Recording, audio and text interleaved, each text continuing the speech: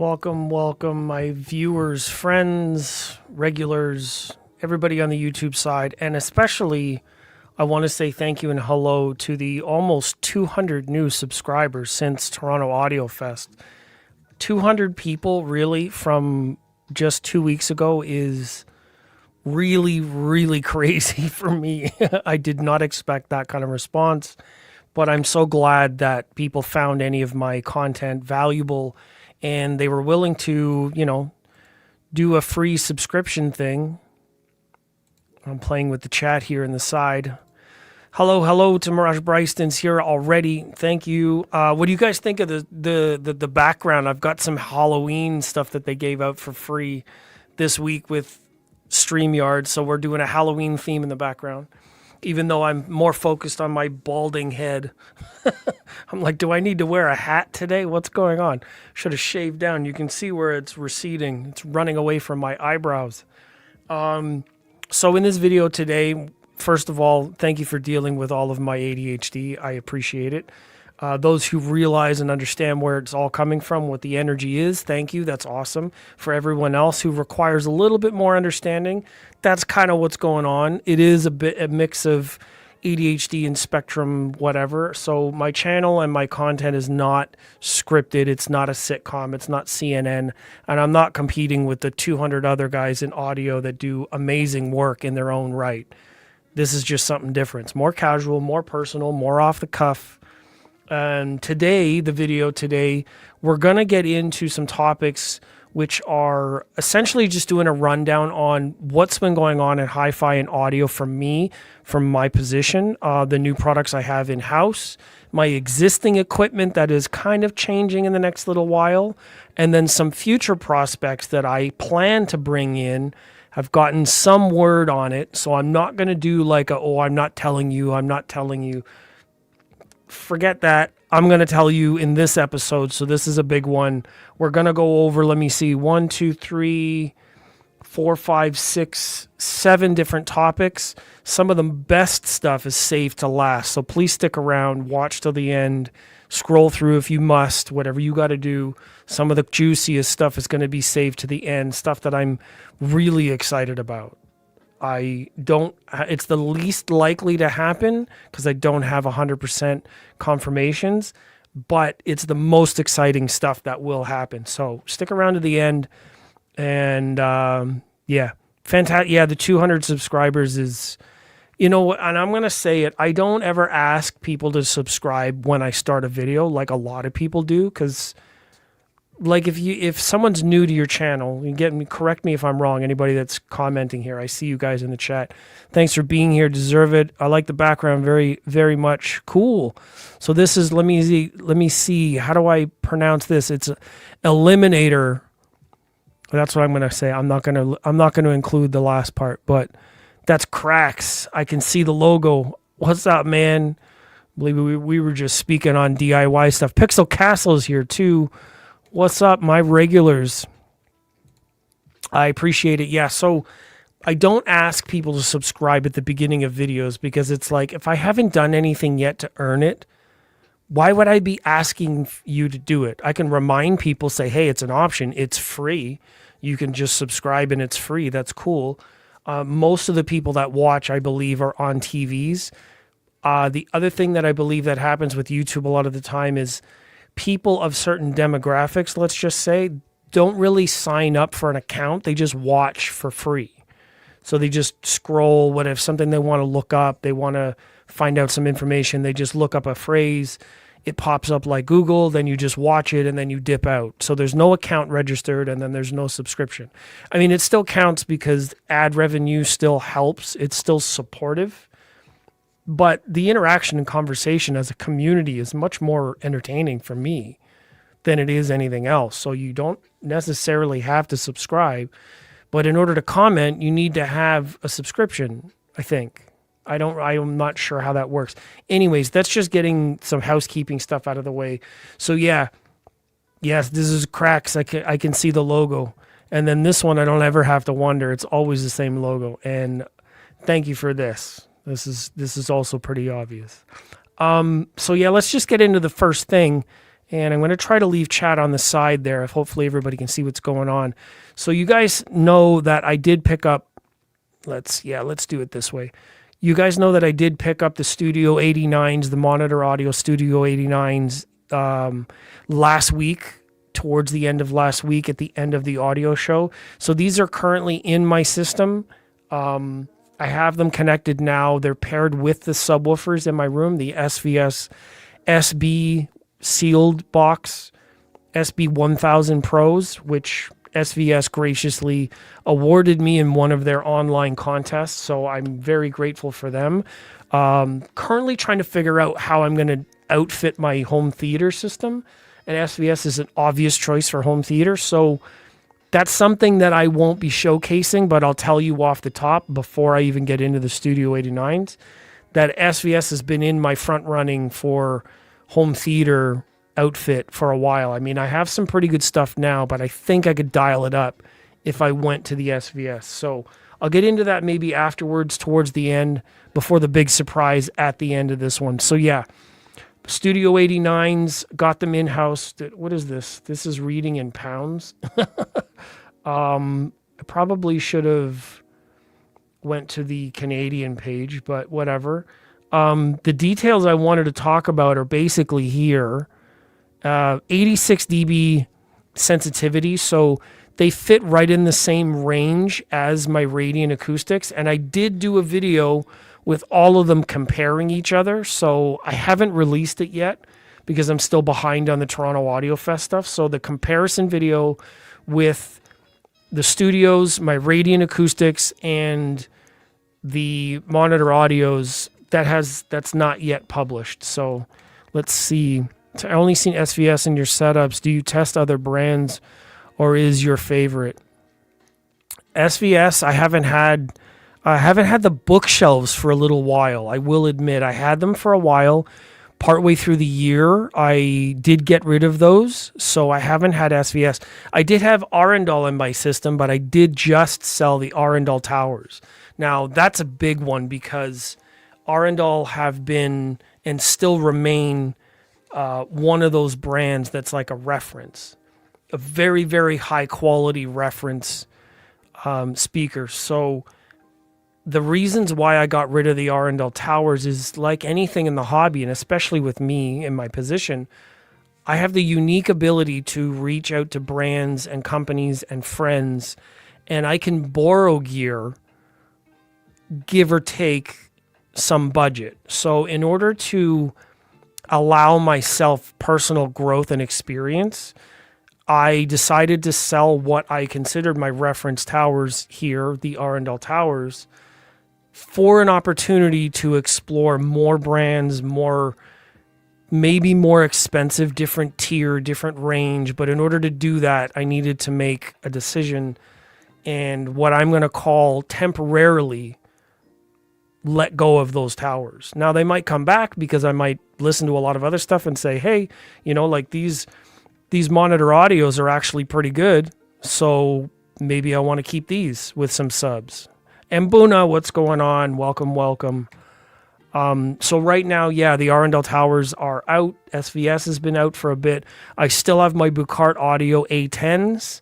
And right now I've got the Monitor Audios, which I'm showcasing here. And let me get through this. I'll be distracted the whole time if you guys keep bringing stuff up. 53 to 60 at minus 6 decibels. So frequency range in room is 48 to 60. Now 60 kilohertz because they have a micro-pleated tweeter. Let me see if I can find any information on that for you. I'm going to go in here, speaker solutions. So the micro-pleated tweeter is in the platinum. So let's just go into platinums, and I'm going to see if they talk about the technology. Nope. I wonder if they do have technology written in here. About, where to buy. They don't have anything focused on the technology. Come on, man. There should be a section here talking about all of the solutions. Maybe it's in the hyphen page. Let's go hyphens. Because the hyphens are the newest one, but yes, they borrow and there's trickle down technology in the other products, like the new gold series, the platinum series, studio monitors. They all have the micro pleated diaphragm, which is the tweeter, what they're calling their AMT tweeter. So performance, let me see. Here it is. Get my face out of the way.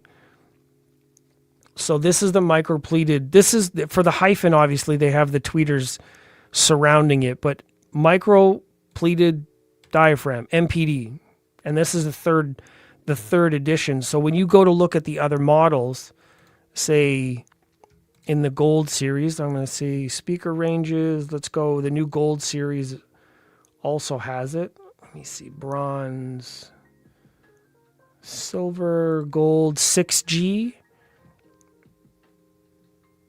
And we scroll down. Sorry for all. See, here we go.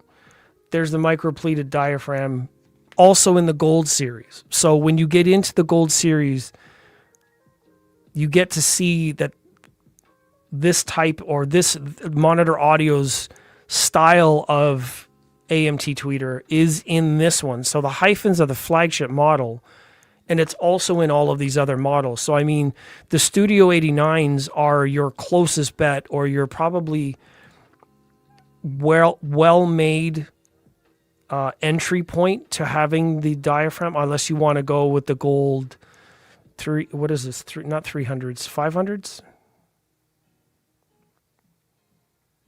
So no, there's gold 50s are the small bookshelves. 100s are the next step up. Three-way. And you can get it in the whole gold 6G series has got this diaphragm. So that's hyphen platinum and gold series has got that tweeter. And it's an amazing AMT tweeter. Really, really good stuff. So again, sorry for the scrolling back and forth. What's going on here? I've never seen a tweeter like this. Very interesting. AMTs are pretty common.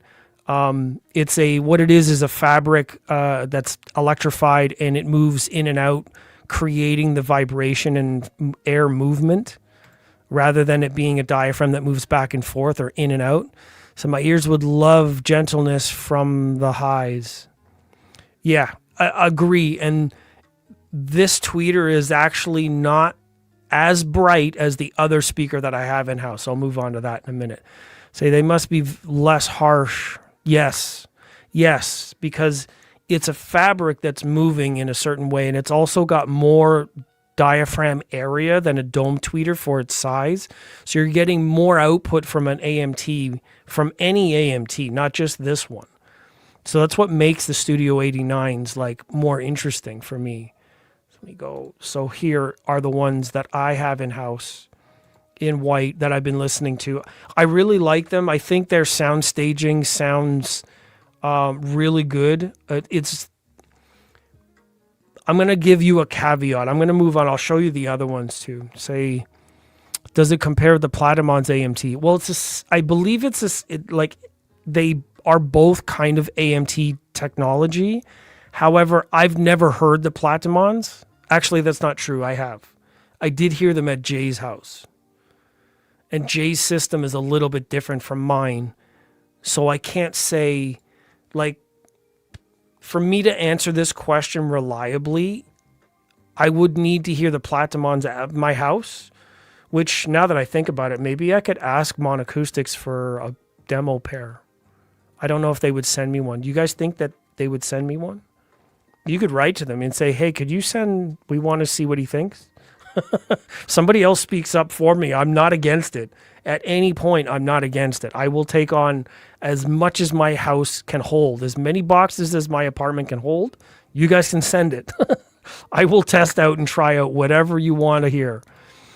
What's your favorite AMT, Horm, soft dome, or aluminum? So far, honestly, the Arundel tweeter, the Sonus Faber tweeter, the Silk domes seem to be doing the right thing. There are very few metal dome tweeters, even if they're beryllium, even if they're some other kind of exotic material, like the Paradigm Founders tweeter is a magnesium aluminum. The new Arundel tweeter on the 1528 is a lithium magnesium, which is an even lighter tweeter than beryllium. Haven't heard it, but apparently it's really good because it's light. The Borison magnetic or planar magnetic. Jesus, I got stuck up on that one. So planar magnetic and AMT are the two that I think I really like. I mean, obviously, Borison Acoustics is really expensive stuff, so you're not going to get planar magnetic tweeters in a lot of brands sub like $5,000, $10,000. A lot of them, like even their bookshelves, are about $8,000 Canadian. So you're talking about a type of tweeter and planar magnetics that are more expensive, but because of how they're made, they give very transparent and like micro detail their dues. Now, any tweeter can be done wrong.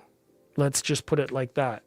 And I think that there are lots of different types of tweeters that have to be implemented correctly and treated correctly in order for them to perform their best. So it's not a fair question to just ask, what's my favorite? Because they can all be done wrong and they can all be done in a very good way. So far, I think that silk domes in those brands I mentioned have been done to my taste. The Sonus Faber Luminas, the Sonetto, all the brands that I've heard, even up to their AIDA 2s. All of those sound really, really great because they're done with finesse. They also have a damp dome, which means that their breakup nodes are covered. In the Arundels, it's a big tweeter and a waveguide, and that sounds great. Now, I have Buchard Audio with me, and that's a metal dome, a 3/4 inch metal dome and a waveguide. Actually tuned really, really well, but then that's DSP controlled. So it's hard to say. Like, it's not all tweeters are made equally. Let's just say that. Without the VC2, yes, you're right. I don't need the base module for my Platimons. I just want the upper modules, which are a rear ported aluminum cabinet with a waveguide cut for the AMT and two 5 1/4 drivers. I think that they would be fantastic. Like they may even be, I think I asked, I can't remember his name now. I'm such a shit. Interviewed him and talked with him at the show. I actually have photos of the gear. They were showcasing with Burmester this year. Amazing sound. I love the way they sound. They're very delicate. I would love to compare them to the Radiant Acoustics I have and the Monitor Audios that I have because they all have AMTs. I'd love to get them in-house. So true. I've heard Borison in Munich and the details are amazing when they're done right. Because I mean, like their tweeters have to be time aligned, the diffraction off the walls. Like, you know what I mean? Like it all counts. The whole system matters. So the Canton, on the other hand, with Illumina, some speakers, they are detailed. Yeah, they can get a little harsh. The problem is with some of those drivers at volumes, they can break up weird, and I don't think they resonate correctly. So it depends on how they're done, right? So this is the mod. I need to get through these. Otherwise, we're going to be here for like hours. It's half an hour, and I've only gone through one slide out of 8. Give me a second here. Okay, so I compared the Studio 89s to this model, which is the other one that I have in-house right now. This is the PMC 2523i. I have them in white, which it doesn't show here. These are 86.5 dB, so they're about the same sensitivity. The slant on them is actually really cool because it actually points the tweeter right up at my face. Hey, Larry, what's going on? Larry Stugel, everybody. Very interested in Canton. They have an amazing shape and design. I agree. They look really great. I don't know that they look better than the Borisons, and I don't know what their price ranges are. But yeah, so comparing the Monitor Audios to the PMCs, I was immediately met with a different sense of high frequency. One, the soundstage opens up. These are much, much wider in the space. Even when they're towed in at my face, they project sideways in a bigger pattern. It's very different from my space, actually, because I have sidewall diffusion.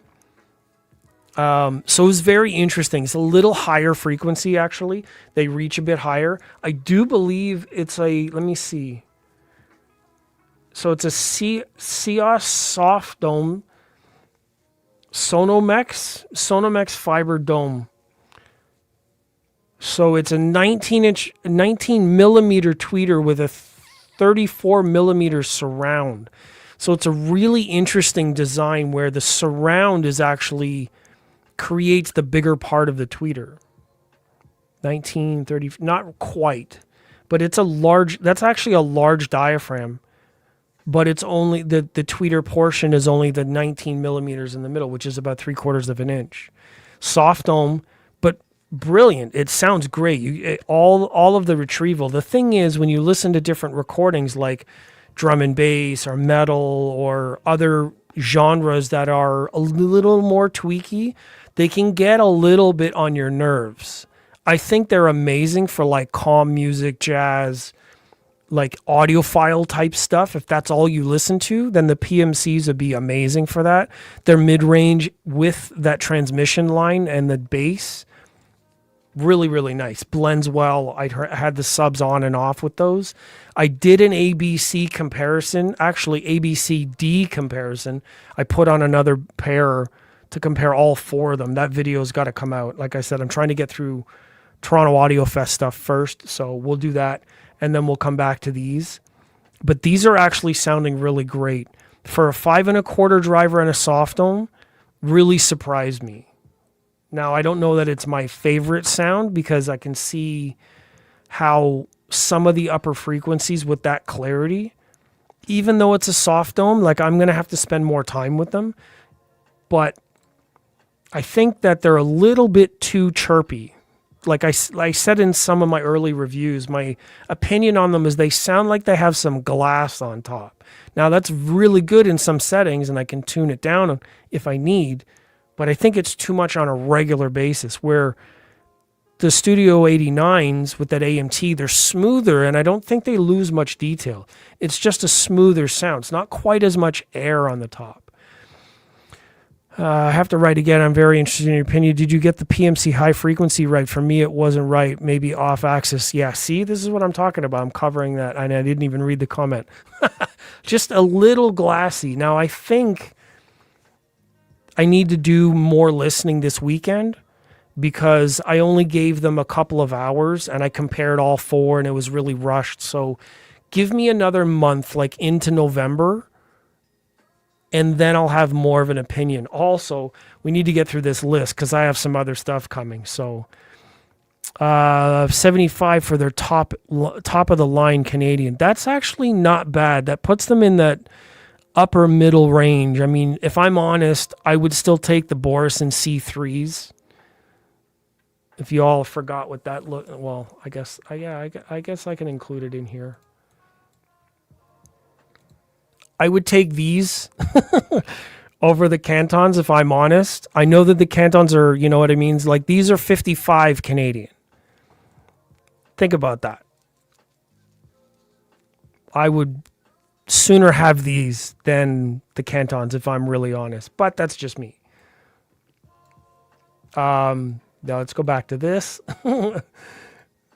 I love being able to put those on camera anytime I get a chance to. So yeah, so the PMCs and the Studio 89s are in the system now, swapping out with my Radiant acoustics. I don't have a photo of those, but you guys will have to remember what they look like.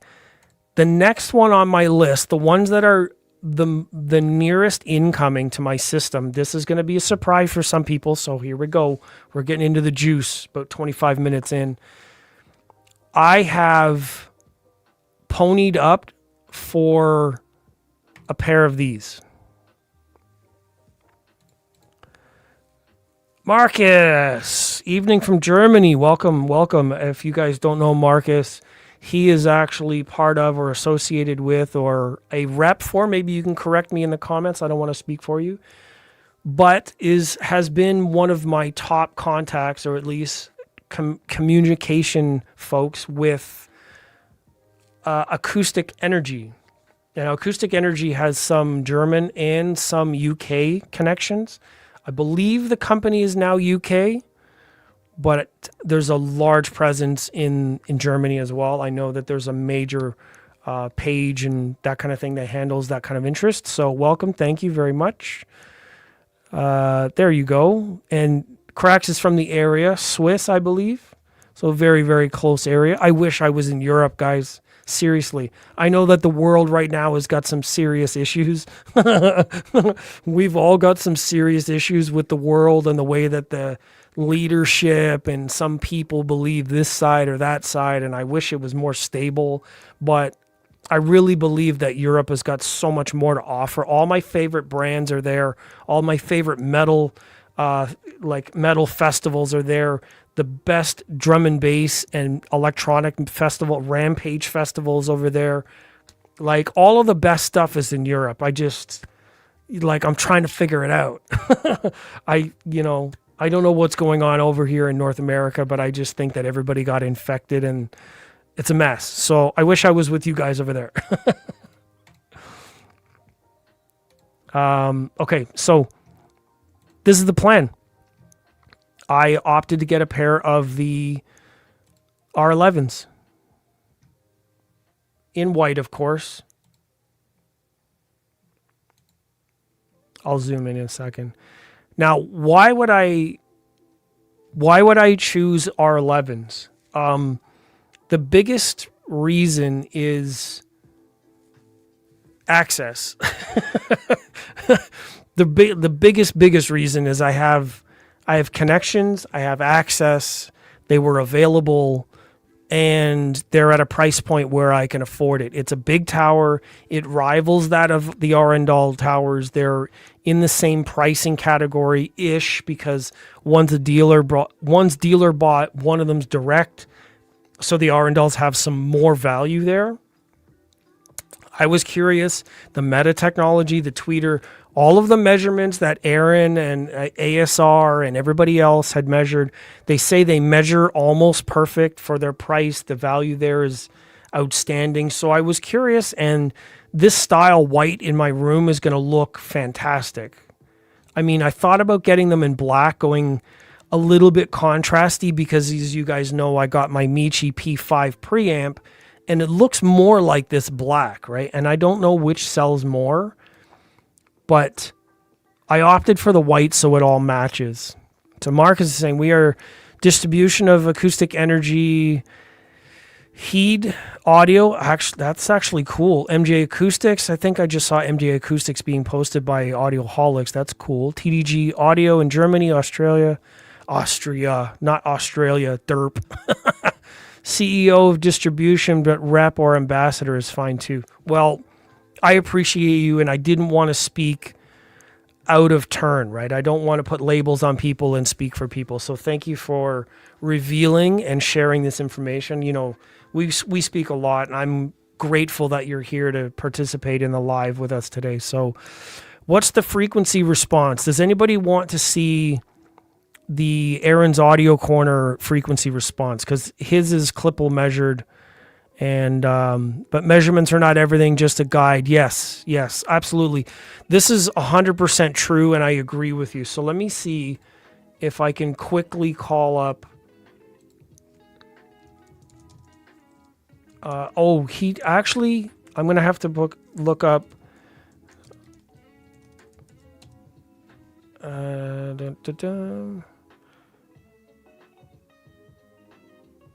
So here is ASR.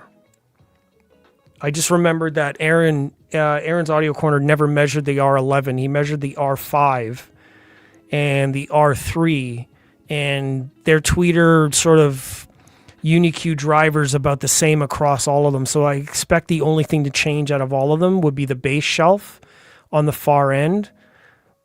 So I assume from those measurements that they would be the same. But these measurements here, this dip at about 1.2 and the roll off after 10K, they're identical. The clipple measurements with ASR and Aaron's are just about the same. So the roll off in room is it's slanting down. There's a slight bump there when they're aimed on axis. Rolls off if you don't. And there's the sound energy. So like, look how flat that is.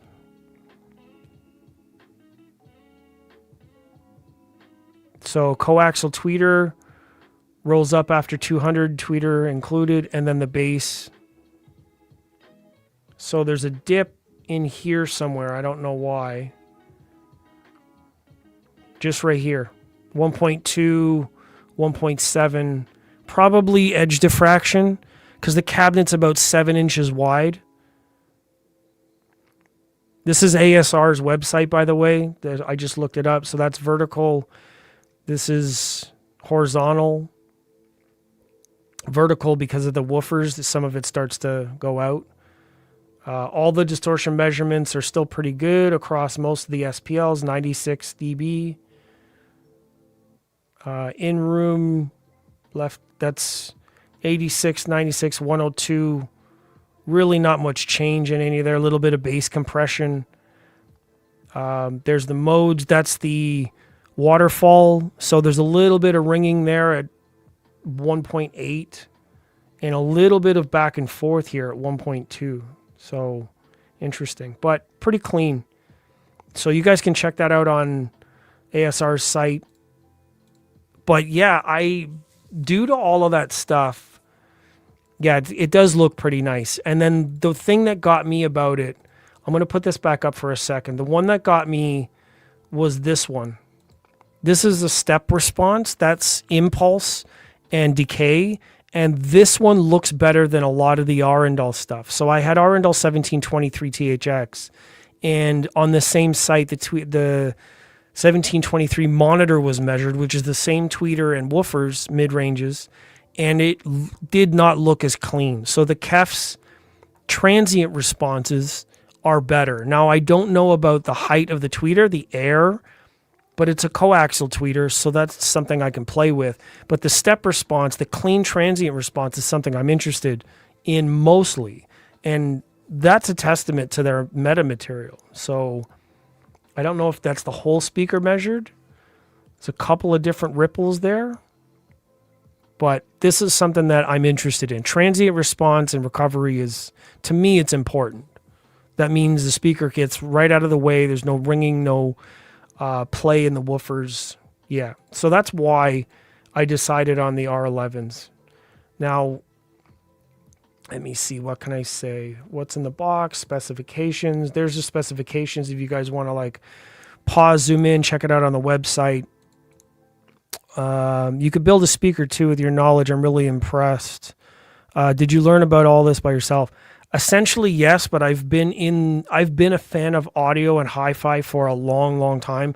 And I did used to work at Paradigm and Anthem, basically because I had been a fan of audio since I was 15. That was 1995. So that gives you my age.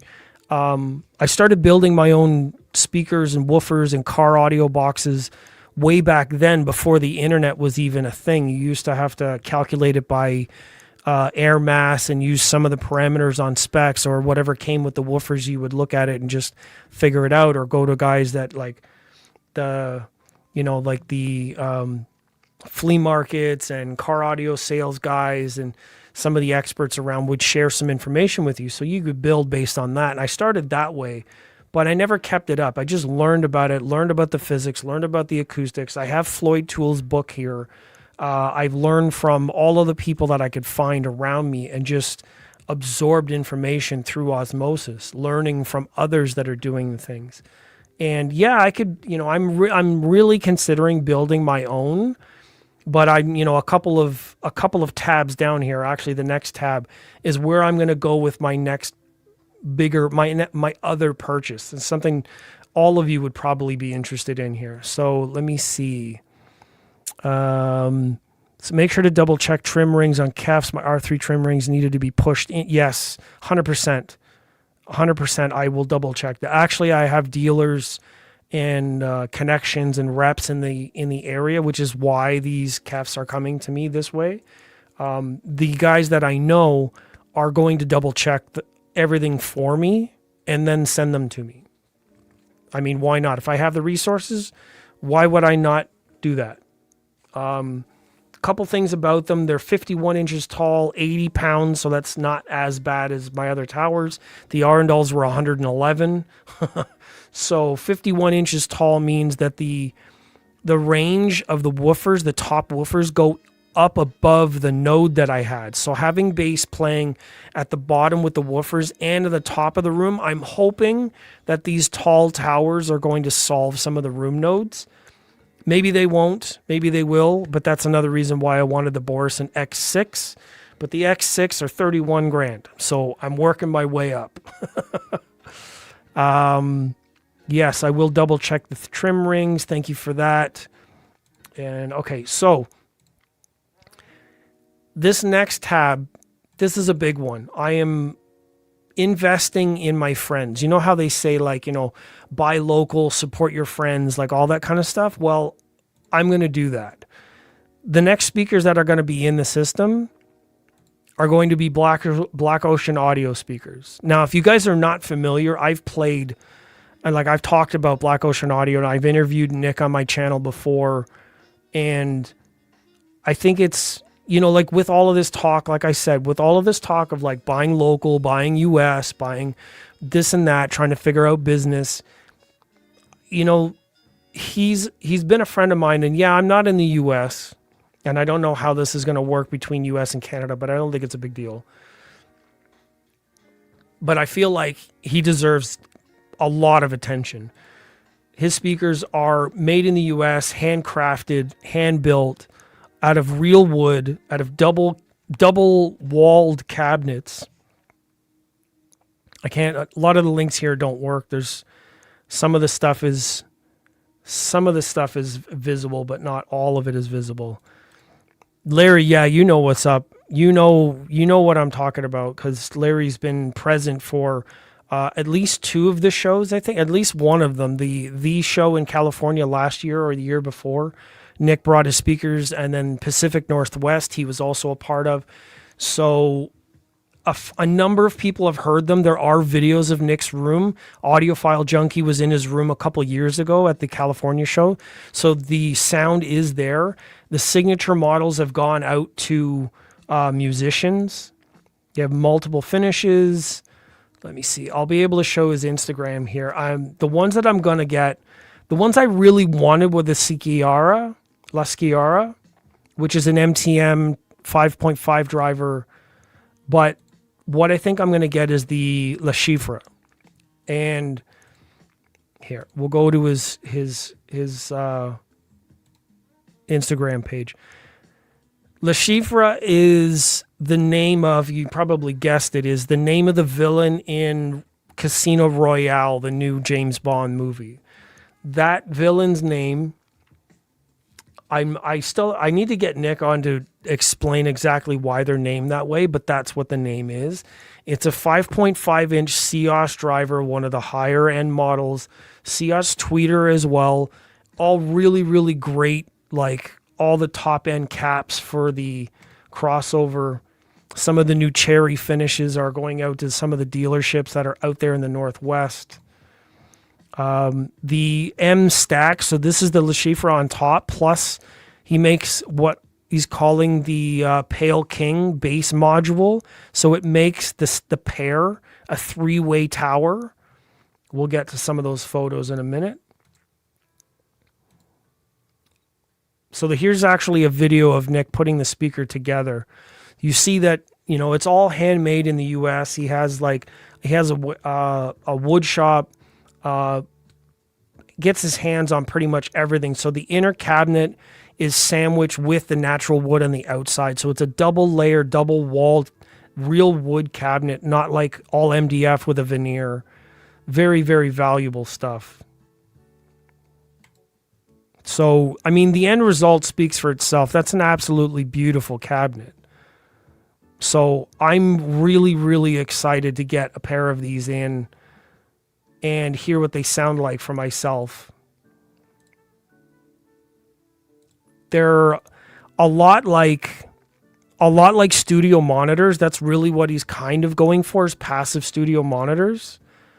However, that's the kind of detailed sound that I want. It's a soft dome. It's a 3/4 inch. They're really high quality COS drivers, which are used in plenty of it, like Joseph Audio and a bunch of other brands.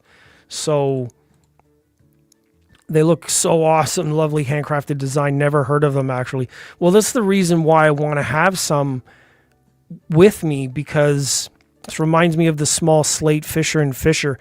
Yeah, exactly. And some of those brands, they sell them for what? 20, 30 grand worth of whatever, and they're using the same drivers. Nick's models are not even that much money, and I think it's more than fair. Absolutely more than fair. And they're beautiful. I mean, look at the hand craftsmanship and the woodworking going on here. Very, very beautiful stuff. So I wanted to give these more of a showcase. I wanted to share with all of you that I've made the decision. The deposit and the plan is already going forward. So I'm going to get the bookshelves in. I don't know how long. I mean, the shipping, it's not really a rush job right now. So I've just made the decision. I've talked to Nick. We've already kind of gone back and forth. And these are going to be the newer passive bookshelves that are going in the system. So the Kefs will be the towers. These are keepers.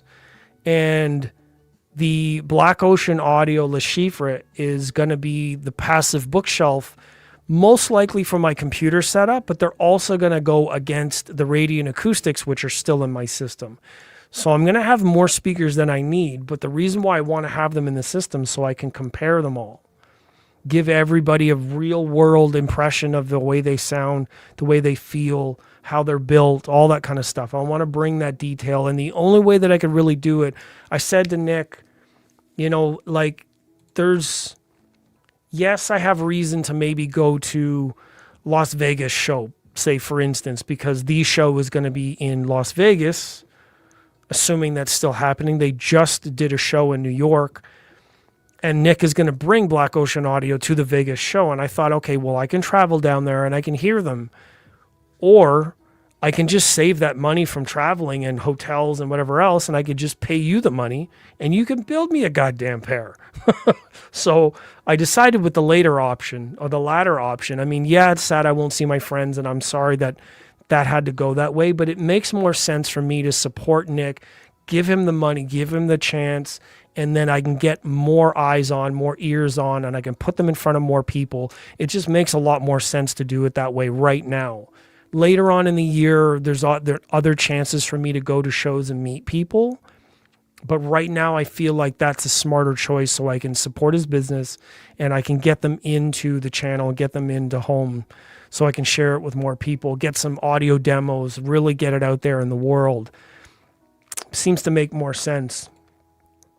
So, yes, having them at home is way more legit. Exactly. So traveling to Vegas would have been awesome, but all of that money didn't make sense. I'm like, no, put it in your pocket, get to building these things, and then we'll put them in front of people's faces.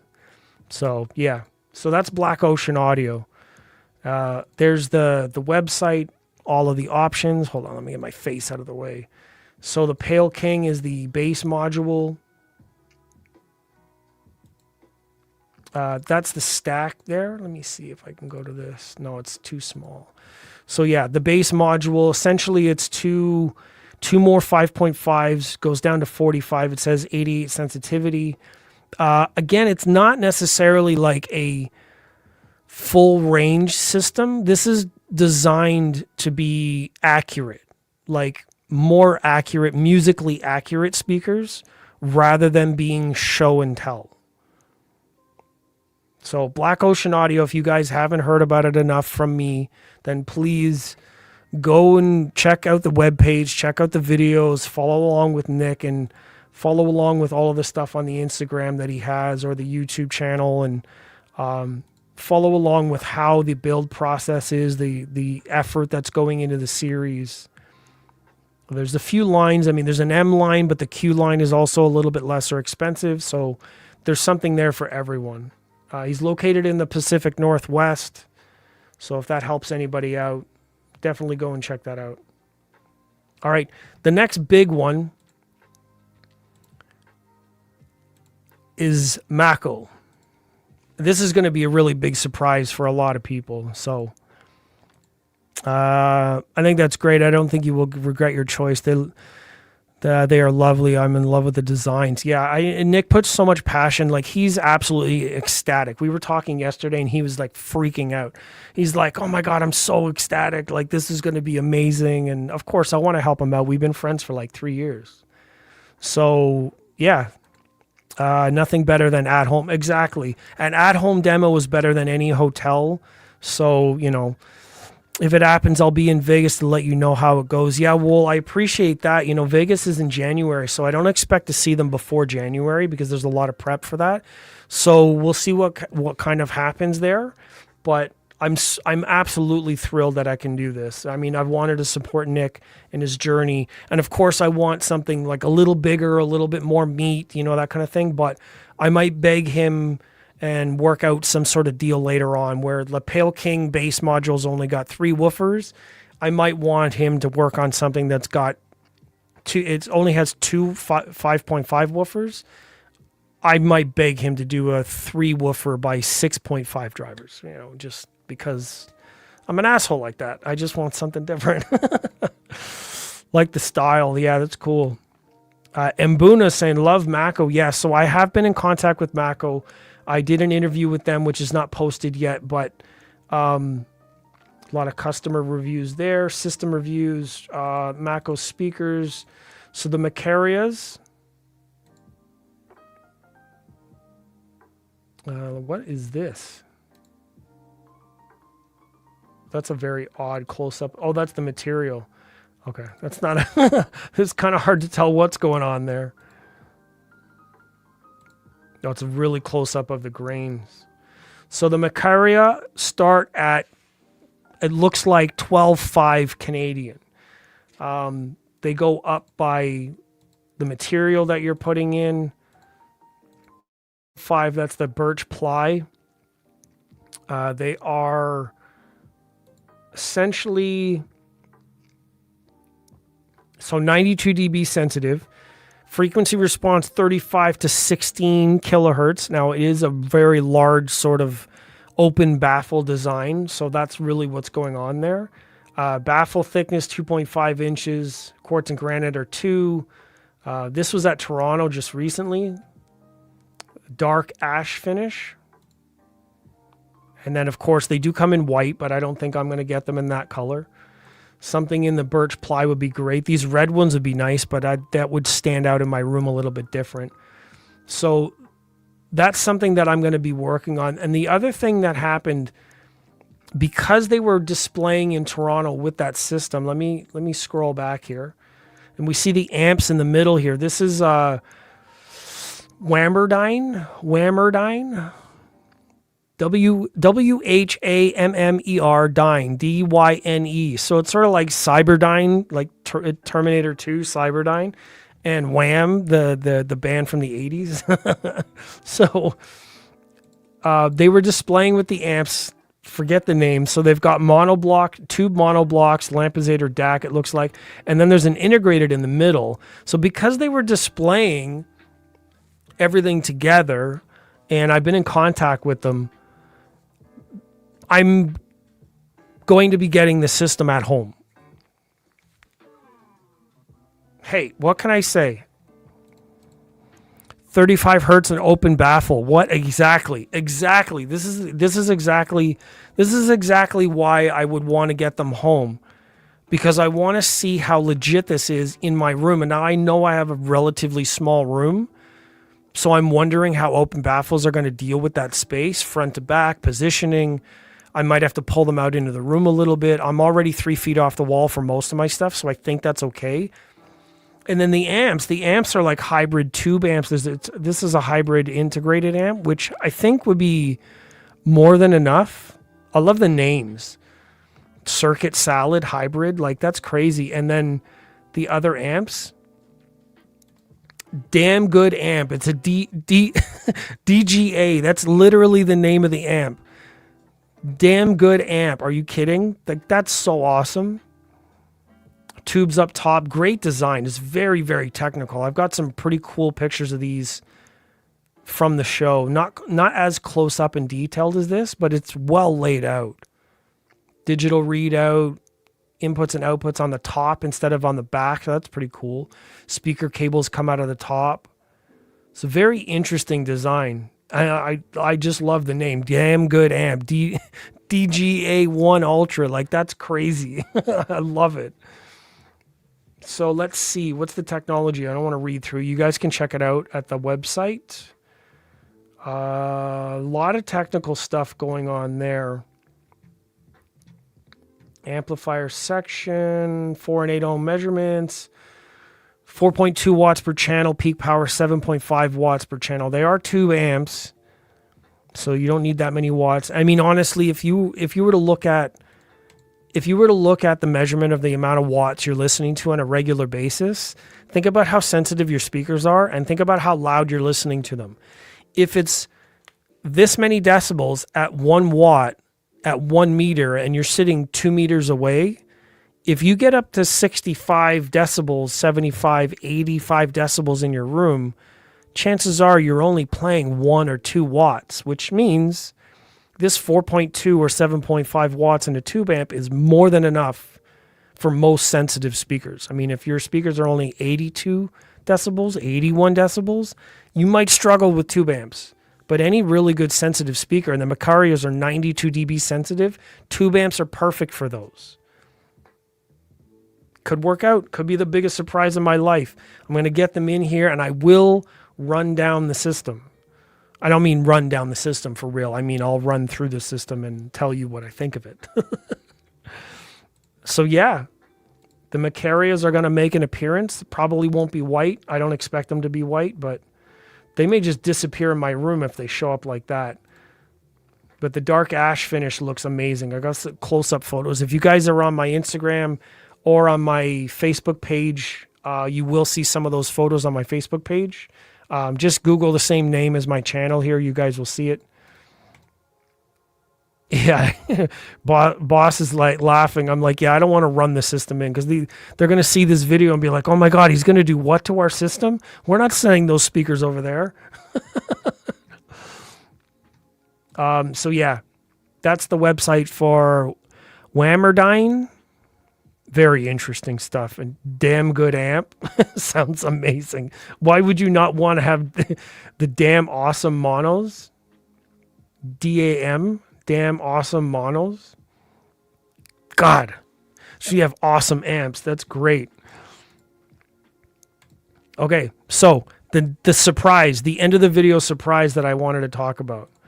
And then I'm going to wrap it up with a scroll through Warsaw photos from our friends at HiFi Pig. The surprise.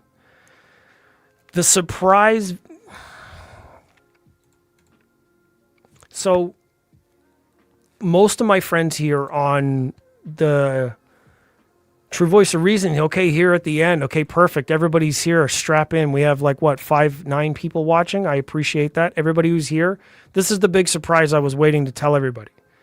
And it's not 100%, but it's in the works, so we're going to see what happened. Yeah, supplies, I'm already exhausted by all the other news. I know, right? How do you think I feel? I have to manage all the shipping and receiving and in and out and paying for this and paying for that and make sure this one goes in and that one goes in. PMC monitor, Radiant Acoustics, Bucard Audio. I've got Kef coming in and then ordering the Black Ocean Audios, and then the Mackles are showing up and they're like this freaking wide. Like, I don't know how I'm going to do it, but I'm going to do it. That's everybody's screenshot moment right there. And 9 likes. We have 9 likes on the video and 9 people. You guys are awesome. Okay. As a reward, the surprise, I inquired about these.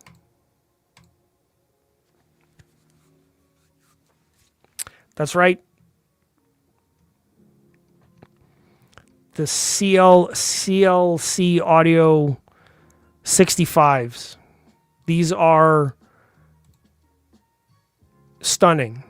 They're all Purify driver speakers, stand mounts.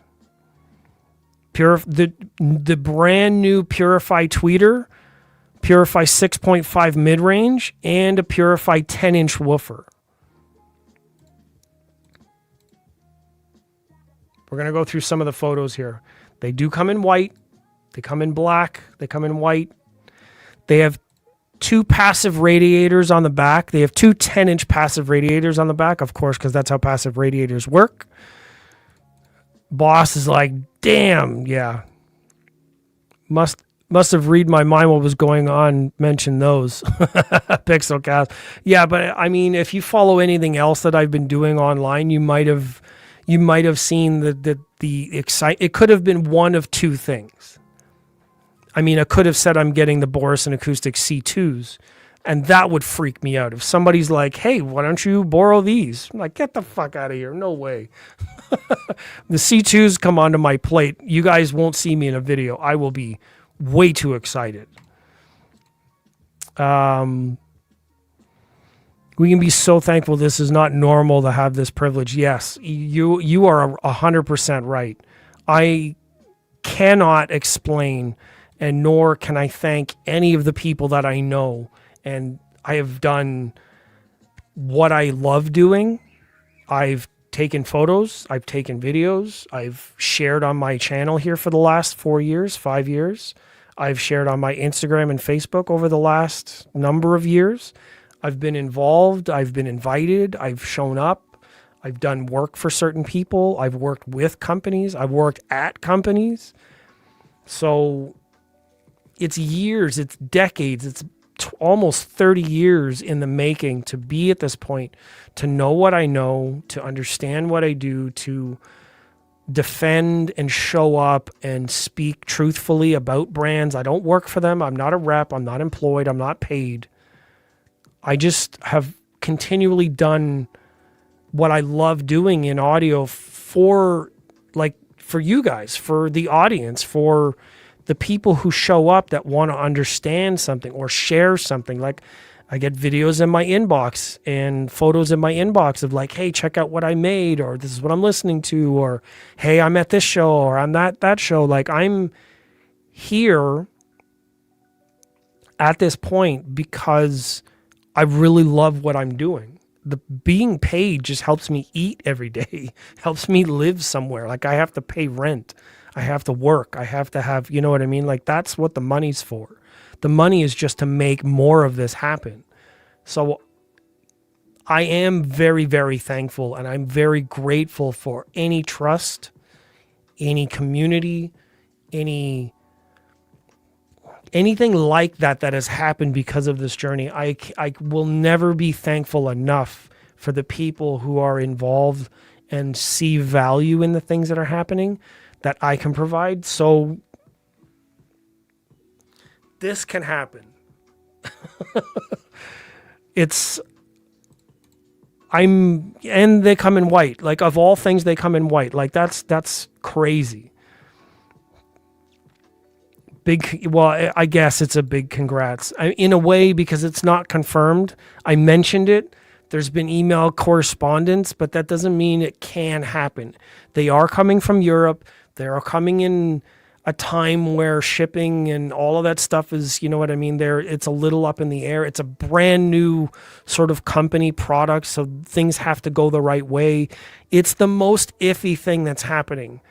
I mean, I'm as excited about the Black Ocean audio speakers with Nick as I am about something like this, because maybe I've been a fan of Purify for a long time. I have their amplifiers. I'm planning on DIYing my next amplifiers with them.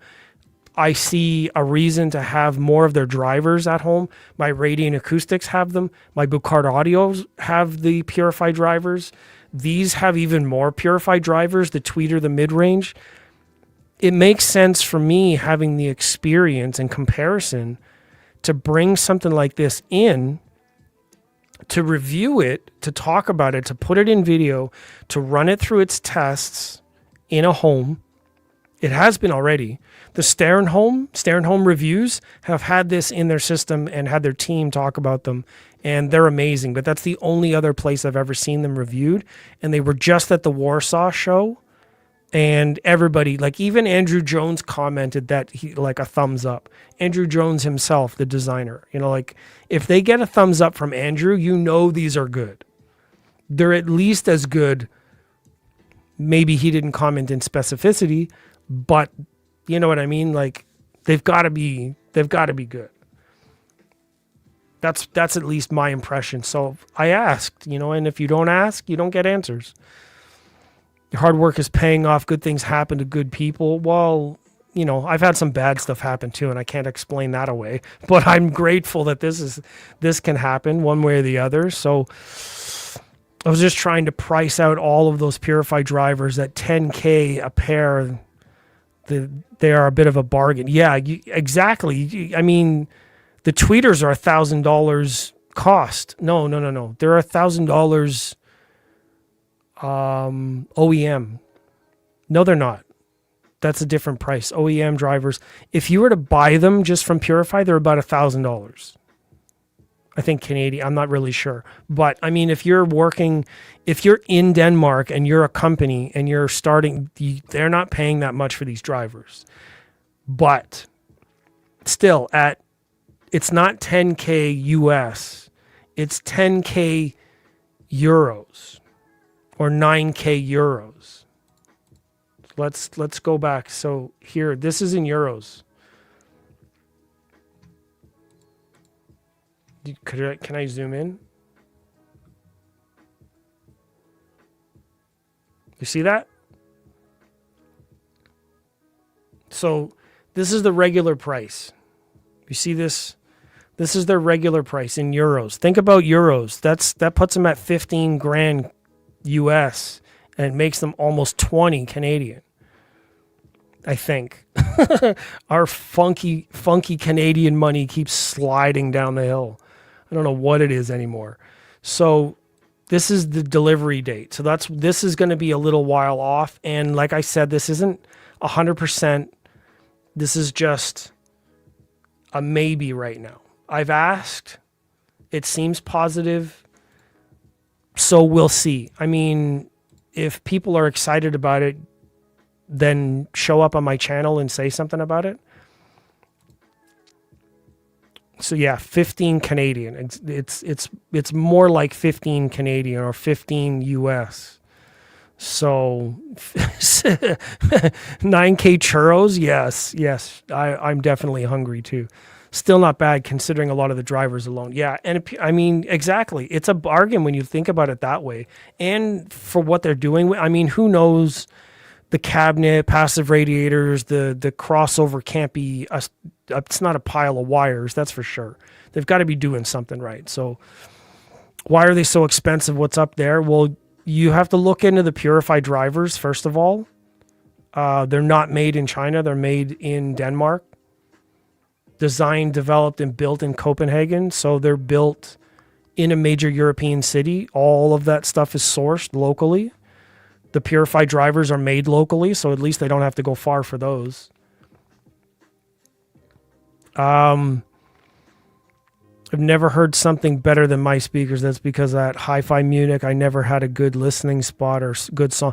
Well, also because it was a stadium or a convention hall with imperfect rooms. Nothing you hear at a Munich show is going to sound like at home. Everything you listen to at home means you get to move it around however you wish. So unless you have it at home in your system to compare it to, you got to be careful about comparing that way. You say, I've never heard anything as good as mine. Well, I mean, how many have you heard in your room? Also, like beside and A/B and blind testing. It's a lot of slippery slopes with describing stuff. And of course, like we all like our own. I mean, there's True Voice of Reason is going to get that joke. But that's the reason why I'm bringing them home. Like, can we buy the drivers alone? Absolutely. Hold on.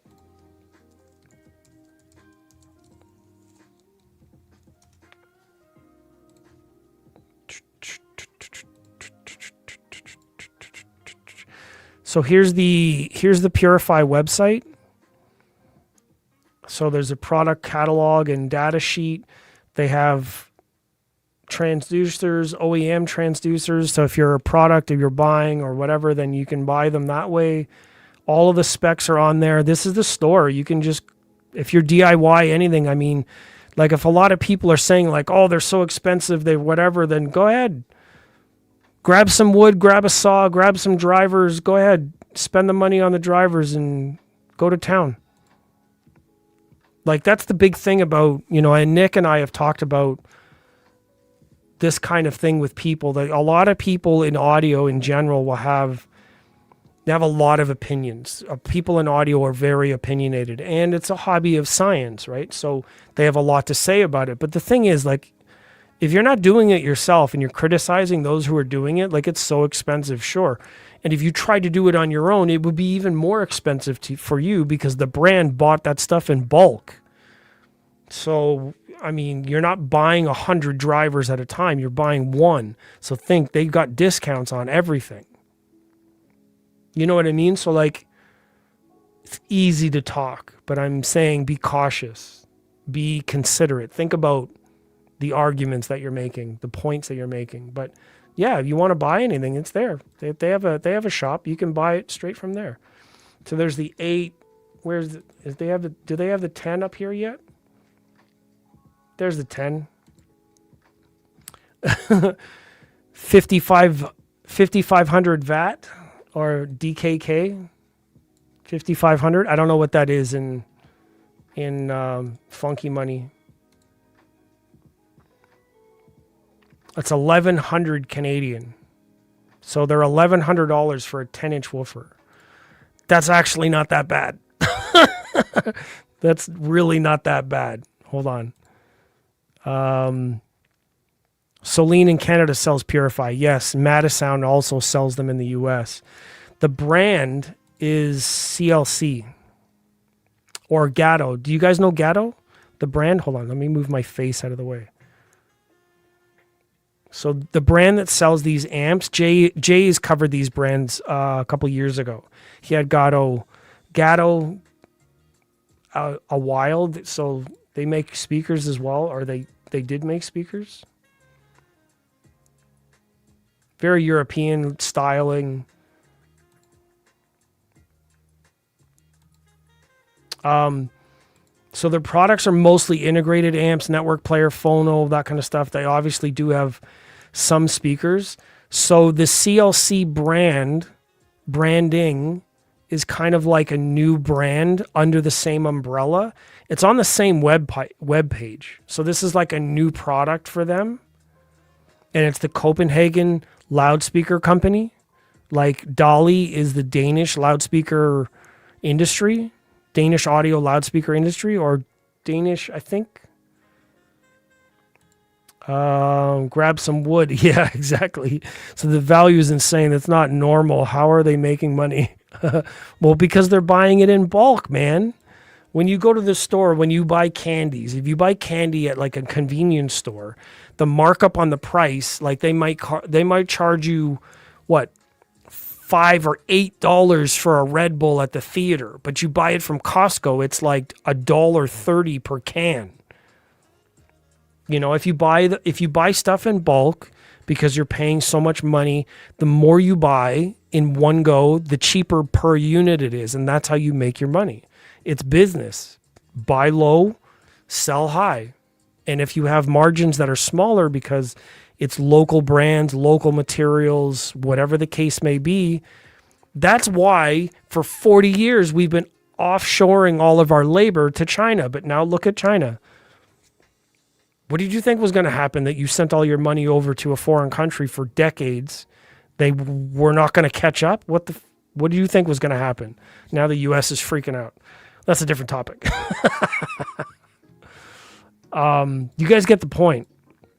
You want to make something happen, you got to get on it. Like, there's 1,000 excuses and only one way to make it happen. So you just got to step on it and do it, you know. So the frequency response, you guys want to hear, it's 28 hertz to 20 kilohertz, 86 dB sensitivity. So it's not really that sensitive. I would think that they would be more than that, but I guess not. 88 pounds. So the stand is going to make them a little bit bigger. Let me see, what else did I get? Did I miss anything in here? Better bought fully made. Well, it doesn't come in a kit. This speaker is definitely not a kit. You can't buy it all separated. You can buy the drivers on their own because Purify makes the drivers, and this brand uses Purify drivers. Obviously, they're buying them like a bunch at a time, so they don't have to spend as much on them. You can make money over the top. Of course, that might all change because it's a company out of Europe selling to maybe Europe, it's that much. But then when you import them to places like the US, God knows what tariffs are going to do for that price. Doesn't affect me here in Canada, so I don't care. Our leaders are a bag of hammers anyways, so I would prefer to move to Denmark and just walk down the street and pick them up. So yeah, 20 hertz in room is the reported frequency response. 20 hertz flat at rated frequency, at rated power.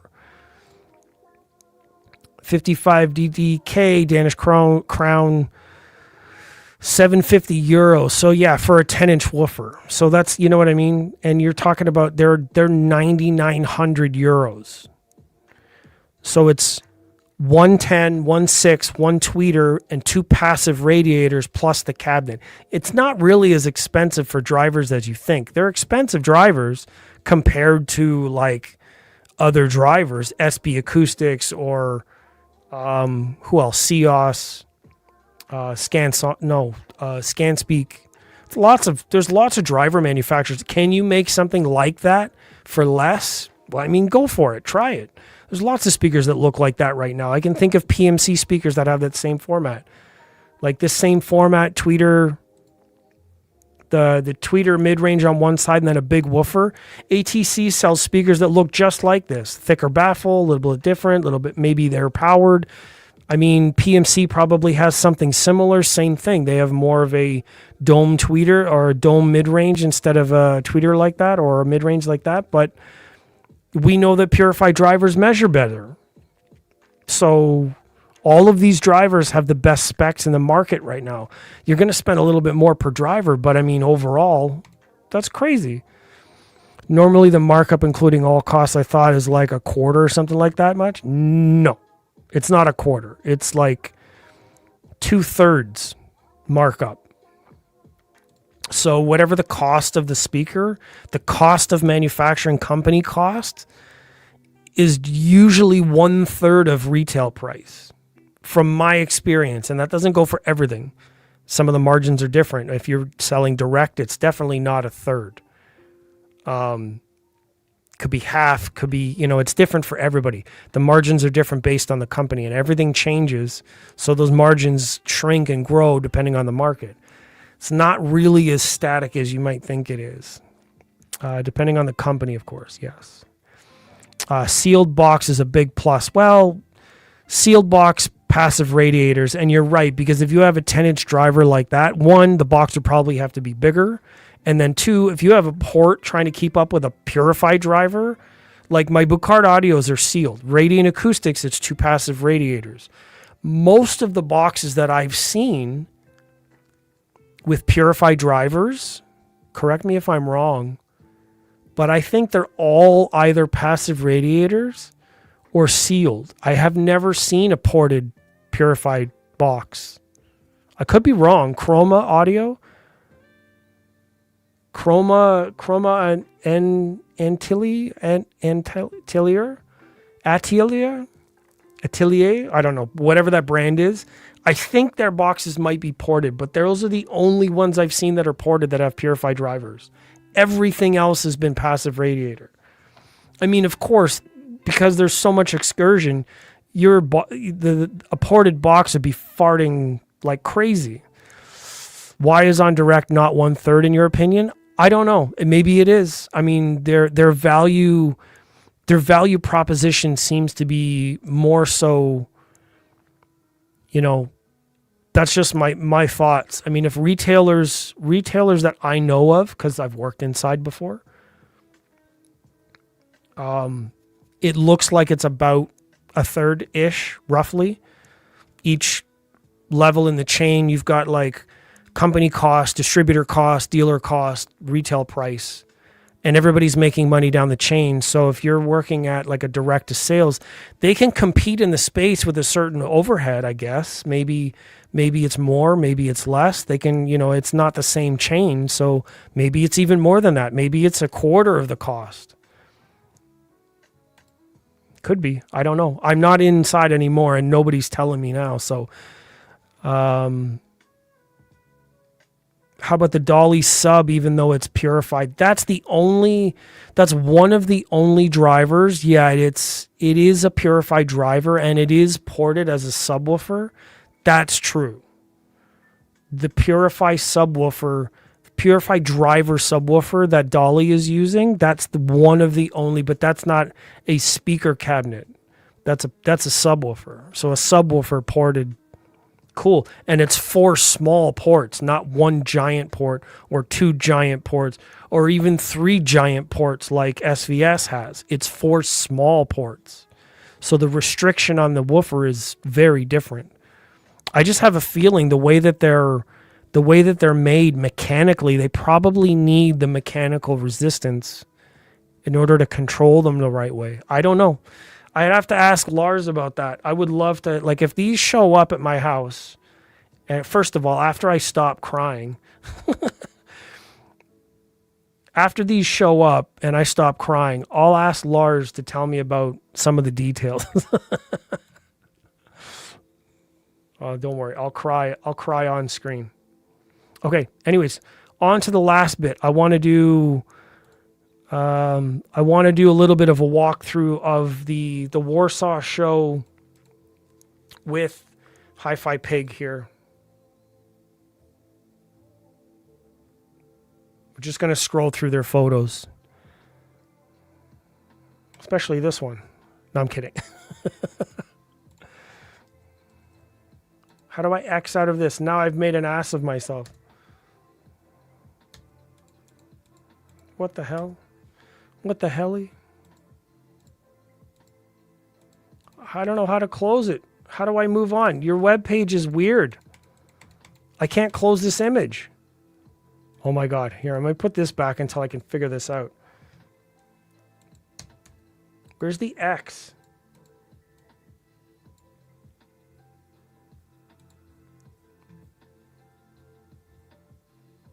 That's so weird. Larry, yeah, exactly. Just laugh because that was really weird. So, do you like Dolly? In my opinion, they are really bad value for me. The Epicon 2, for example, was not good enough for $5,500. It sounded like, well, that's 3 or 4 different negative opinions you've shared there, man. The other one, the PMCs didn't sound good. The other one sounds like a lot of, like, so much money. This one, you're saying Dolly isn't that good. Wow, it's a lot of negative opinions. I don't know. I mean, I've listened to Dolly. I like them. I think they sound fine. I don't know what the value stick is. If you don't like them, you don't like them. If you don't think they sound good, then no, they're not worth it. Not for $5, they're not worth it. It's not up to anybody else. I don't have an opinion on that. So why would a direct-to-consumer company give up money? The market is typically supported by price. 1,000 USD. Why would anyone? I don't know, man. I'm not in business. I'm just saying. I don't know. That was a guess. I know that a third is a thing that I'm aware of. So, I mean, this is almost rhetorical to ask me this question. You would probably know more than me. So instead of just asking me a rhetorical question, just tell me what the answer is. Make me guess. Warsaw was probably one of the best shows, probably the best show in Europe at the moment. Yeah, great image. Alt F4, I just pressed back. I mean, I can't scroll through them, but I think this was pretty cool. Really, really cool on the amp. Check out the designs on the amps. Really, really cool faceplate swirl designs. Not a fantastic. If anybody's sorry, I was scrolling through these. I didn't even show you. The the swirl patterns on the front of this. And if anybody's seen my photos, I mean, what do you guys think? What is this? I need glasses. I think that like my vision's blurry. Nice looking speakers though. I wish that I was in Europe for these shows. I think that would be really nice. And I'm just scrolling through these just to round off the stream here. We've been on for, what, about an hour and 20, another 10 minutes, and we'll get out of here. Sujin, how do you say this word? Does anybody know how to type phonetically? I don't know. I think there are very good brands out there. I just have two brands that didn't convince me. That was PMC and Dolly. So just wondering, yeah, and I get that. There's a value proposition. There's a performance proposition. I get asked questions on YouTube all the time from many, many, many different angles. People are always asking me like, what do I think of this or that, or versus this versus that, or, you know, like, and in one of the last streams, somebody was asking me, or even in the unboxing, one of the questions about the Studio 89s was, how do they compare with this or this and this at a same price point? And I said, well, I don't care. That's not why I'm doing this. I'm not evaluating it based on dollar. I'm evaluating it based on how it sounds. If I like it, then it sounds better. If I don't like it, then it doesn't sound better, right? Like, that's it. The part of my doing a channel like this way, is to move away from the idea of things being a dollar value. I'm not looking at it like a price proposition. I'm only focused on how it performs.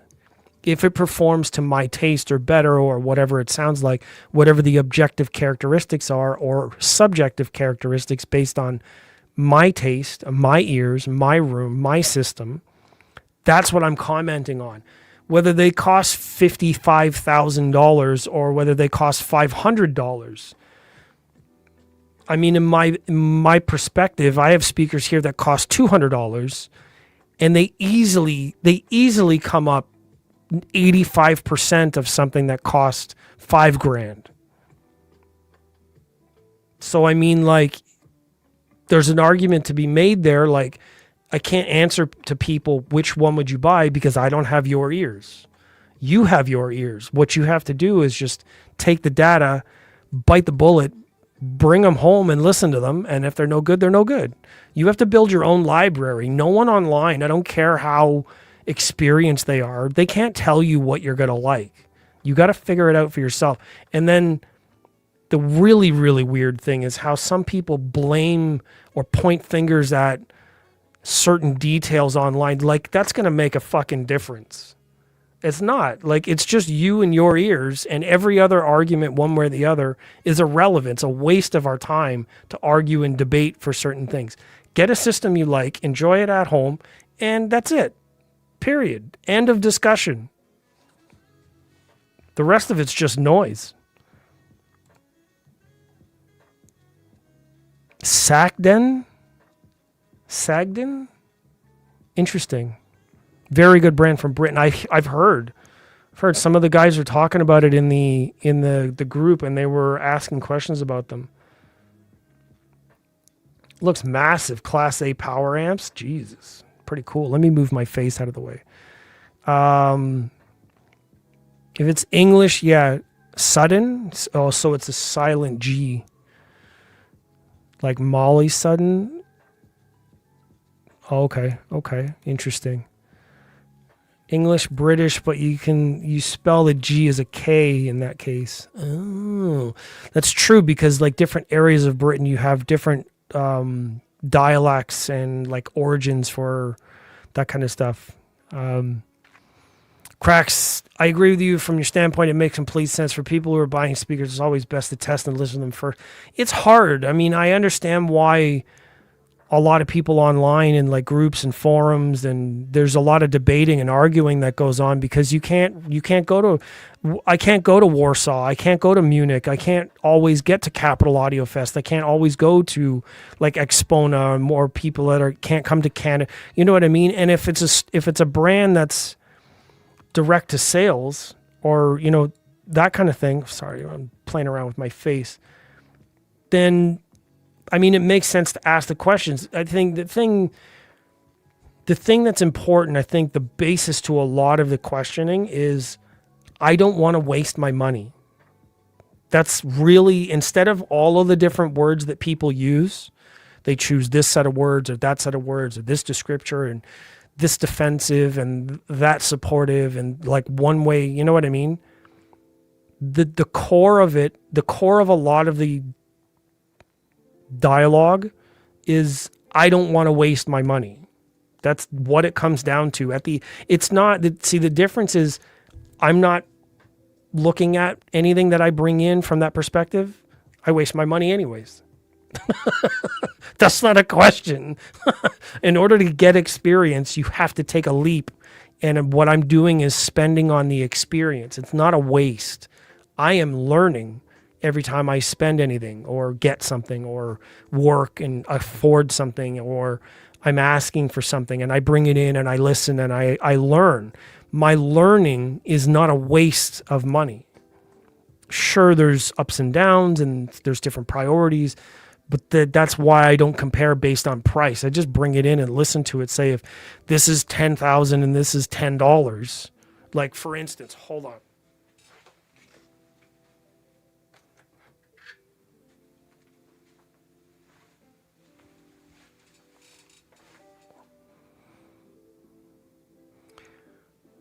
Name a brand. If you, real quick in the comments, there's like 4 or 5 people, whatever. What brand do you think makes this?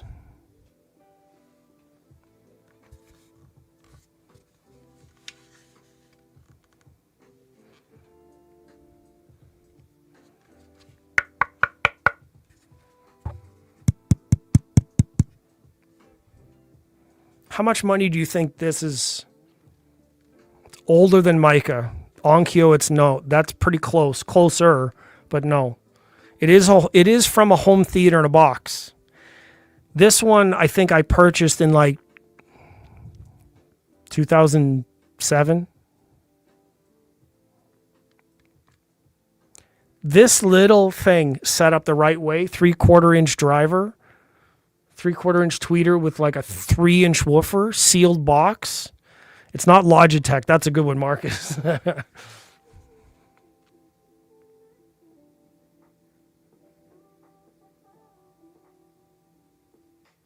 You guys want to look that one up? Go ahead. 40 watts peak at 6 ohms. There's not even a frequency response. Probably $10. But like if I hid this behind a curtain, it has a waveguide. Yeah, check that out. It does have a waveguide. Come on. Like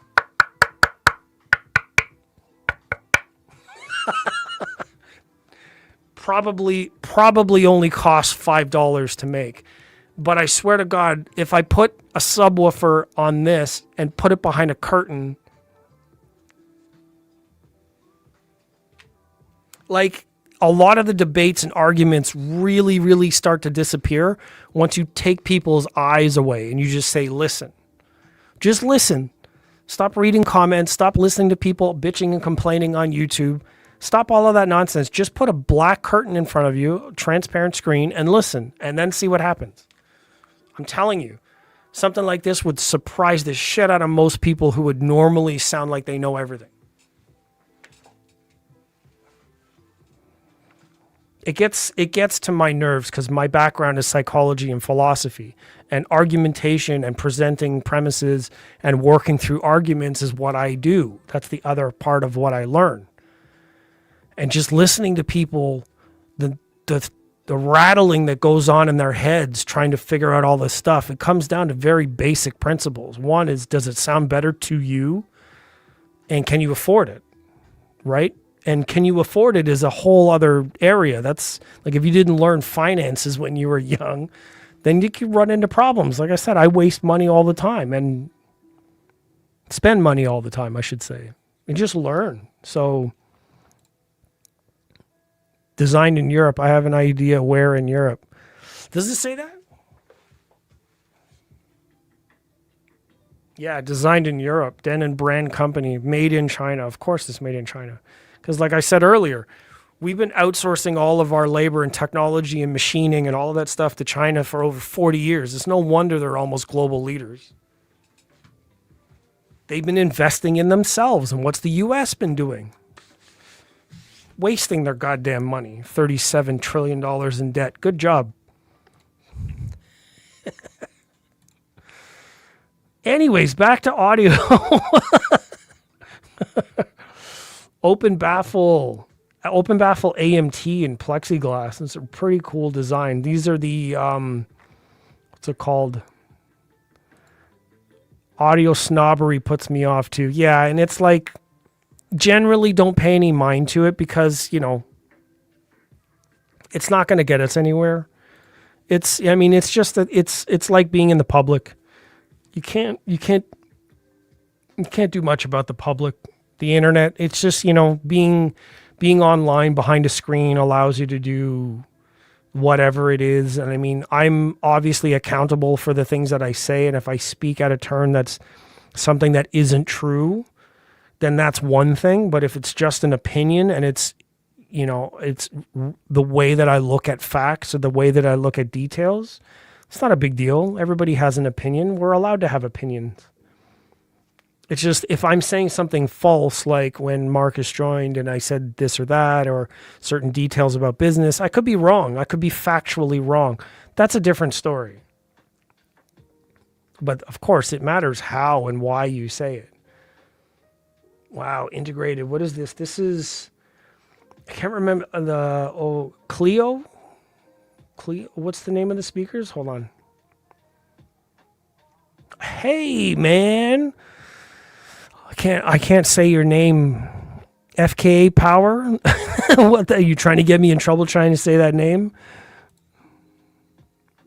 Rido Acoustics. No, that's an advertisement. So the Qualio IQ speakers, that's the ones with the open baffle. This one. This is the Qualio. Qualio. Anyways, really cool stuff. Yeah. Quality, yes. I had to scroll up to find. There's probably a 20-second delay in what I'm doing in the chat, by the way. About 20 seconds-ish. Rada Electronics. Looks really cool. Etched chassis. Not a bad photo. It's not much in focus on the stylus, though. God, I wish I was at some of these shows. Some of the photos that I have from the Toronto Audio Fest are like really good. Let me pull up an example. I mean, I see that stylus there and I'm like, fuck, I have better than that. Let me just give you an example. There you go.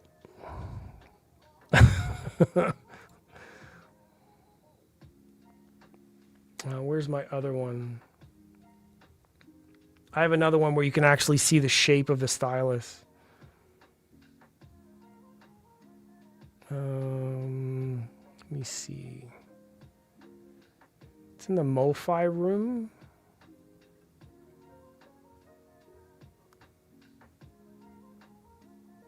I have so many photos. I think I shot like 300 photos or something like that. This is the one. There you go. So you can actually see the shape of the stylus with my photo. I just, you know, can't be all over the world. Anyways, I wish I could. I wish I could afford to be all over the world. I would have photos for so many people. So, a lot of it looks cool. Yeah, the stuff at the show is really cool. The Warsaw show. These look really nice too. These look familiar, eh, Cracks? I think a certain price point, you have to bring an amount of quality to this. Not really. I don't think that price and quality, I mean, the real thing is don't buy it. Like, I don't set an expectation for someone. Like, they can ask for whatever money they want. That's not, that doesn't make sense. You can ask for $15,000 for something that sounds shitty to everybody else. Not fair for the people who spend their don't spend the money. That's what I'm saying is you're making it sound like people, like there's a demand or there's a requirement for people in the world or designers to build something up to our standards. You say, like, I'm going to spend this money. This $5,000 is yours. You better treat me right. Like, that's the opposite thinking. So if you listen to it for $5,000 and it sounds like shit, say, no, I'm going somewhere else. The spending is yours to do. It's not your point of view. It's just a function of finance. Like, we don't have to spend the money. So there's no expectation of a brand. I mean, you just don't buy it. If they don't make anything good, don't buy it. Period. If they have bad politics, don't agree with them. If you know what I mean? If they're making something really shady in the background and like Disney's investing this way or that way, or if this brand is doing some shady shit across the world or whatever, don't support them. Don't spend your money on it. Keep your money. Don't spend the money on it. That's it. That's your voting power. They are allowed to make whatever garbage they want, and you just don't have to buy it. Don't spend the money on it. Don't vote with your money on something that is no good, right? And figure out how they're all connected in the back doors, and this company owns that company and does this and does that, and they're all kind of connected somewhere. It's just like, okay, you spend money, you spend money on, say, a war here, and everybody agrees, but then on the flip side, on the other side, they're buying things from a country who's opposed to the war on the opposite end. Say, well, how can you disagree with it over here and then support it over there? Like, that makes no sense. Lay it all out on a table and figure it out where it goes. I'm so tired of that in the news. Like, oh, this person pulled out of here, or this person did that over there. Like, yeah, you're all retarded. Eating dinner, no excuses. Get back here. Black curtain with the Bose used to do. Yeah, Bose used to freak people out with their demos. Get in touch with shows, they might fly you in. Yeah, the shows directly, because I've worked with a HiFi Pig before, but they're based in Europe, so it's easier for them to just fly out and send their friends or someone that's closer, you know what I mean? So, like, I get it. That's all finances as well, you know. It's just easier for them to send people that are local. Quality's not that great. I mean, I can see that my photos would be much better, but this is good enough to just scroll through. I mean, at least it's got me in here scrolling through it. Looks pretty cool. Fair point, good argument. Well, it's not, and I mean, we're friends. Let's face it, we're friends. I'm an arguing kind of person from what are the facts or details involved in a thought process. If this one matches, then this one matches, then this one matches, and they're in alignment, like the philosophy say. It's annoying. I can understand. People might think I'm like a real asshole sometimes because of the way I think or process ideas. The point is to not win. I'm not trying to win. I'm trying to understand where we both sit, right? Like, if we're on the same page, we are friends after all. I'm building a community through conversation. Just some ideas are complicated. I think some ideas are complicated. And just because you hear them often and people say certain things a certain way might not be the only way. But there might be another way of looking at it, a different perspective or different details. And then just like audio and designs and business and, you know, the way that you kind of get ahead is by going through those details. And like, you know, like I'm just going to say, fuck power. Like my friend's saying here, vote with your dollar, vote with, you know, agreement, vote with, you know, our ideals or even our conversation. Now, like I could just be quiet and I could just not say anything, but I don't think that just allowing a moment to pass for peace is the most prosperous thing you could do. I think that the way we think, the way that we talk, the way that we reason, trying to find the right camera, the way that we're reasoning through things, like the age of Renaissance and a time in our recent past where there were a lot of brilliant thinkers for a while. And then, of course, something happened in the 1900s, 1930s, 40s, 50s, 60s. Like, we know in politics, in the world, whatever, something changed. I mean, in the 1800s, we had so many different kinds of movements, things that happened, and then everything got industrial and commoditized. Once commodities hit the world and the financial whatever started getting its grip on shit, it all drove us crazy. That's what I think anyways. That's my perspective. And I'm trying to, like, if I have to, one at a time, with care and respect and appreciation, one at a time, I will go through it, and I will, open for speculative opinions. It's very interesting. Well, I think that's how humans in general come up with good things. And on a lighter note, let's go Blue Jays. You know what? To be honest with you, I don't care. I'm in Toronto. I'm in Canada. I never watch sports. I know it's a big deal for a lot of people, so I don't say anything. So good on them if they win, but I don't care. All I hope is that when they win, if they win on the night, it's a Friday night, people behave themselves. Like, I don't want to see a ridiculous amount of celebrating late into the night, making noise all over communities. Like, I understand the joy of it, but like, you're still a citizen. Like, respect your neighbors. Audio Flight. It's really cool. Really cool tweeters. So I don't really know what's going on here, but yeah. Oh, like, for sure, if they win tomorrow night on Halloween night, like, the other thing that I saw was the game is going to start at a certain time. So, like, at that time, people need to just be quiet. So I don't know about that. Kids are going to want their candy, bro. You're going to have to deal with it. Halloween always exists. The Blue Jays are not always in this situation. Just deal with it. Just leave candy out for the kids and just go away. There's a massive horn speaker. I kind of understand this design. The smooth transition over the baffle, that kind of thing. It's not my favorite. Has its place, I guess. Serbalin and Son? It's not Franco Serbalin, is it? It can't be the same brand. There's no way they would make it like this. Franco Serbalin would not make a tweeter woofer like that. Like, what is that? That's an immediate diffraction point. Like, this tweeter is going to play right into this edge and this edge. I like that they're close, but this should be flush. Like, turn the tweeter a little bit and then shave out this part and put this flush against the... Blech. I don't like it. That's so weird.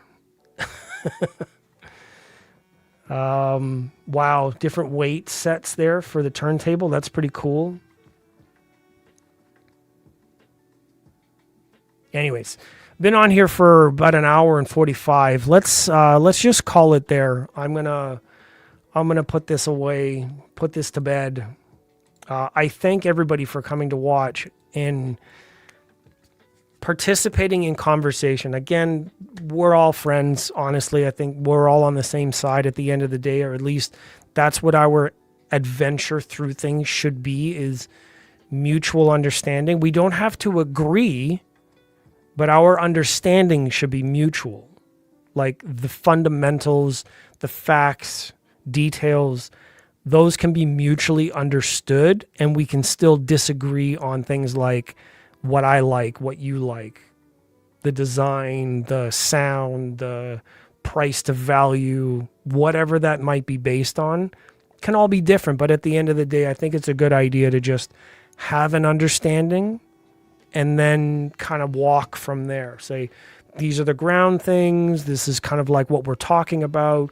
Descriptions of things. What is bright to me might not be for you, et cetera, et cetera.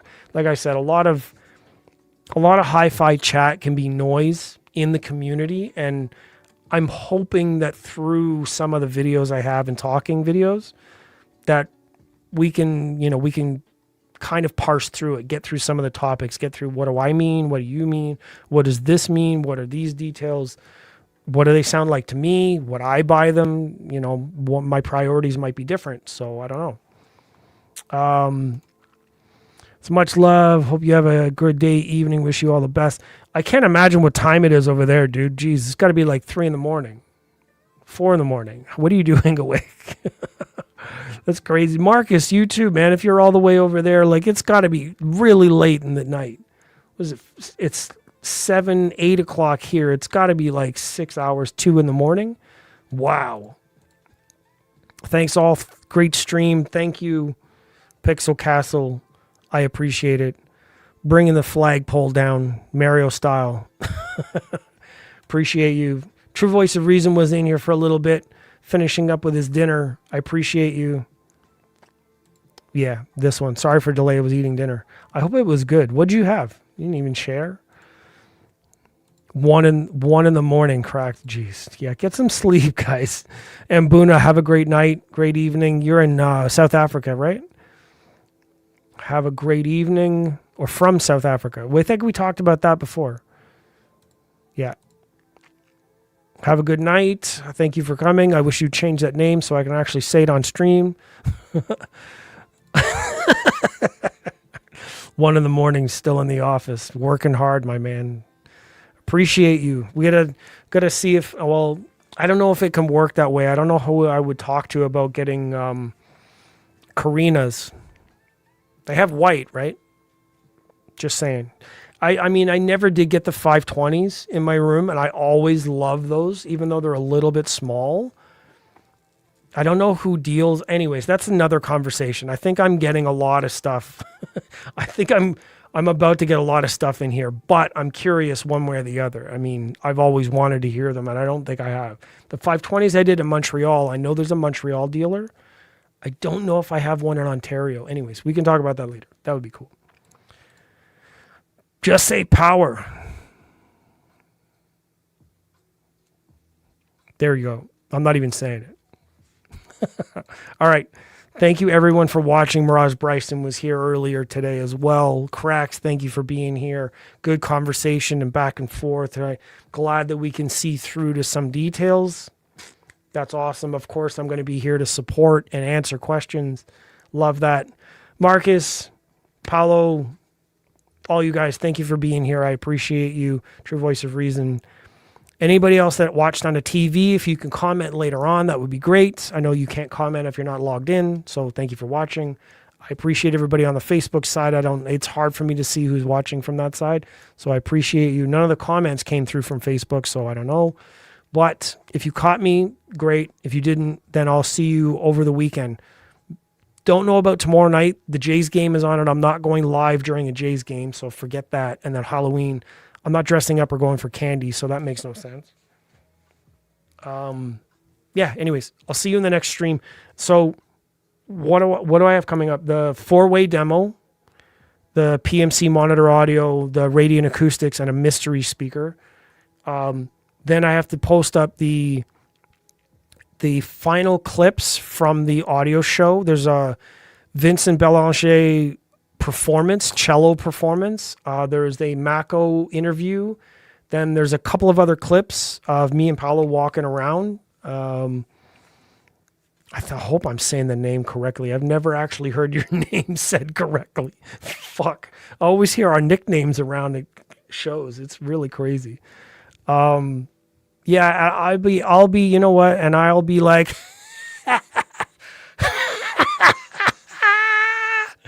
guess what I have? No, I'm kidding. I'm not going to rub it in your face, but I'm I'm going to answer questions. That's, it's going to be, I'm hoping that, I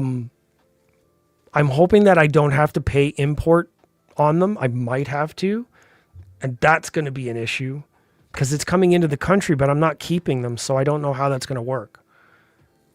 Or maybe I don't know. I don't know what's going to happen. That's the long shot. I mean, it's a pipe dream right now. Like I said, I've asked. There's other reviewers in the area that would deserve those more because they have bigger numbers. Like Jay, for instance. Jay would be the one. I mean, I know that he watches my content and probably has seen some questions go out there about asking or having them sent or whatever. And he's got more numbers than I do. So if he asks instead, they're going to send it to him. I'm not going to get them. Jay will get them. And he never shares me what's going on. So I have no idea. That's not like we're in competition. There's not really a competition. He does completely different stuff than I do. Has a podcast, knows other people, has lots of numbers, does a lot of stuff offline, whatever that case may be. It's not like we're in competition. But when it comes to numbers, the number game, yeah, hell yeah. He's, you know what I mean? Like if there's that kind of question, it's going to go to him. It's not going to come to me first. But who knows? Yeah. I'm not going to... Big wireless speaker walking around. Hey, kids, got some candy? You want some candy? No, I'm gonna scare them. That's what it is. I should just dress up as like a vending machine. Imagine you just sit down as a vending machine. Like the kids come up to you and you just like throw candy out at them. Or they go to put the quarter in or whatever in your hand, like you just grab their hand. the vending machine from hell. Doesn't even have to be from hell. It could just be like a vending machine from your old school. What are you doing here? All right, going crazy. I'll see you guys in the next video. I appreciate all of you for being here and commenting. I appreciate it so much. To the almost 200 new subscribers, if you make it to the end of the video, just say I was here. That would be great. I will see you in the next video, whenever that happens to be. Could be Saturday live. Could be, yeah, probably Saturday. I'll give it some time. And if the Jays lose, yeah, we'll have one more. So then we'll see what happens. All right. I'll see everybody later. Thank you for being here. I'll see you. Take care of yourselves. Have a good night. Get some sleep. Don't eat too much candy.